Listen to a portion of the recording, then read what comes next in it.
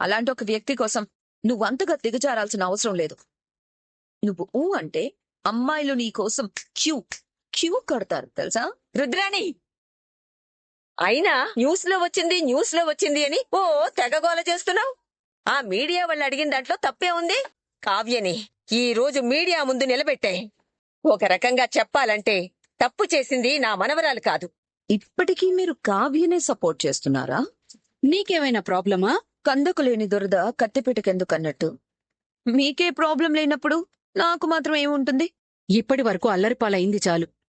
ఇంకా లేట్ చేసి మన పరువుని మన ఇంటిని రోడ్డున పడేకు. నీకేరా చెప్తున్నాను. వెళ్ళి దాన్ని ఇంటికి తీసుకునిరా. అమ్మా, గట్టిగా ప్రయత్నిస్తే ఈ ప్రపంచంలో కానిది అంటూ ఏదీ ఉండదు. స్కూలుకి వెళ్లను అని గోల చేసేవాడివి. చదువు నేర్పించకుండా వదిలిపెట్టామా?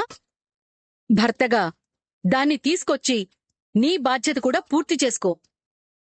నీ తప్పుకి నా కోడలు శిక్ష అనుభవిస్తుందంటే నేను ఒప్పుకోను. ఆ రాజ్కి కావ్యకి మధ్య దూరం పెంచేస్తాను, వాళ్ళిద్దరినీ విడగొట్టేస్తాను అని చెప్పి నా చేత మీడియా వాళ్ళని ఇన్వాల్వ్ చేయించావు. వింటినారిని కొరికి మొహం పచ్చడి చేసుకున్న నక్కలాగా నీ ప్లాన్ నీకే రివర్స్ కొట్టింది. అసలు నీ జీవితంలో ఒక్కసారి కూడా సక్సెస్ అవ్వవా?